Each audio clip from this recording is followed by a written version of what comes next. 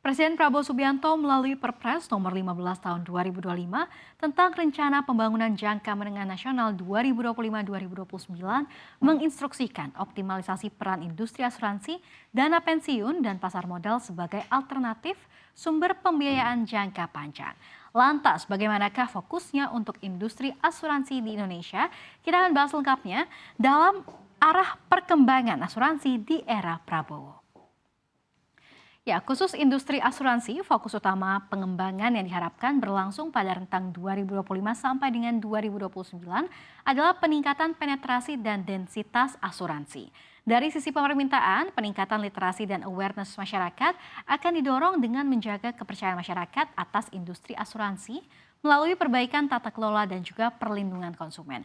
Karena tentu kita tahu ya bahwa banyak kasus-kasus asuransi yang bermasalah seperti Wana Arta, Jiwasraya, Kresna Life, dan lain sebagainya yang merugikan masyarakat atas klaim gagal bayar polis asuransi hingga triliunan rupiah.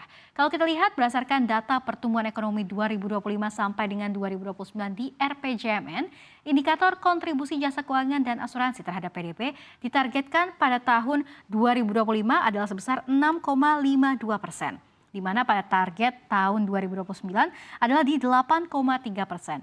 Hal ini mengapa sampai 8%? Karena sejalan dengan pertumbuhan PDB yang targetnya pada tahun 2025 oleh pemerintah adalah 5,3% dan pada tahun 2029 ini memang targetnya ada di 8%. Maka kalau kita lihat dari sisi target sini memang cukup visible begitu ya. Namun, sementara itu kalau kita lihat dari sisi penawaran, diversifikasi produk yang sesuai dengan kebutuhan dan juga kemampuan masyarakat pun diharapkan dapat ditingkatkan. Termasuk perluasan cakupan asuransi untuk segmen masyarakat produktif pur, seperti petani, peternak, dan juga nelayan. Hal ini juga menandakan bahwa asuransi menargetkan pasar yang tidak hanya kelas menengah ke atas. Di sisi lain, diversifikasi produk juga diharapkan bisa sejalan dengan perkembangan zaman. Contohnya, dukungan terhadap pembiayaan berkelanjutan seperti green or blue business. Misalnya asuransi untuk panel tenaga surya dan juga asuransi terumbu karang. Juga penempatan investasi pada instrumen berkelanjutan seperti green bond dan juga blue bond. Apabila kita cermati dalam RPJMN, pemerintah juga menargetkan aset asuransi terhadap PDB pada tahun 2025 ini dapat mencapai sebesar 9,1%, di mana untuk tahun 2029 sendiri ditargetkan sampai 10,5%. Sementara untuk capaian realisasi pada tahun 2023 juga 9%. Maka dari itu menargetkan 9,1% tahun 2025 ini masih tampak dapat dilakukan begitu atau tidak mengada-ngada. Nah, dalam laporan OJK per Maret 2025 pada sektor perkembangan sektor perasuransian, penjaminan dan juga dana pensiun, aset industri asuransi di Januari 2025 mencapai 146,47 triliun rupiah atau naik 2,14% secara year on year dari posisi yang sama di tahun sebelumnya yaitu 1.122,43 triliun rupiah. Dari sisi asuransi komersil, total aset pada Januari 2025 ini mencapai 925,91 triliun rupiah atau naik 2,53% secara YoY atau year on year.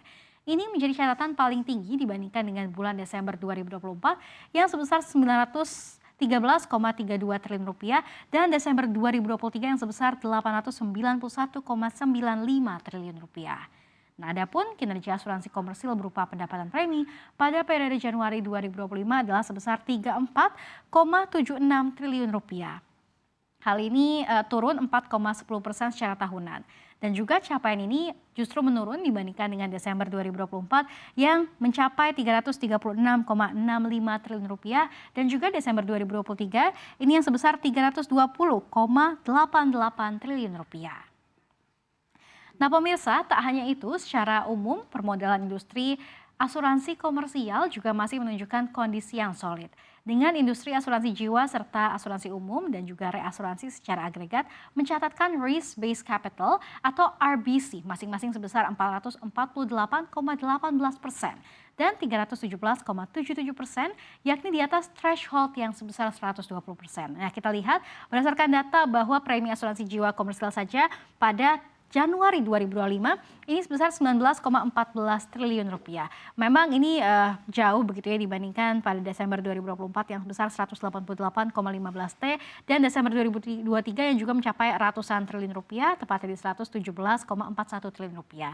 Nah, untuk premi asuransi umum dan juga reasuransi komersil juga pada Januari ini kita lihat adanya angka yang tidak begitu signifikan, masih di belasan triliun dibandingkan dengan Desember yang mencapai 2024 atau tahun lalu yang mencapai 148,5 T dan juga Desember 2023 yang juga masih di seratusan triliun rupiah. Namun kalau kita lihat memang ini masih cukup solid begitu nominalnya.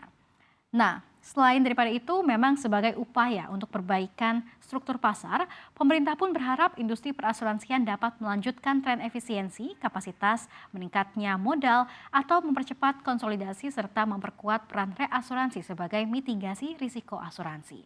Dengan beragam arahan tersebut dalam rencana pembangunan jangka menengah nasional 2025 sampai dengan 2029, pemerintah membidik kenaikan kontribusi sektor perasuransian terhadap perekonomian di tanah air.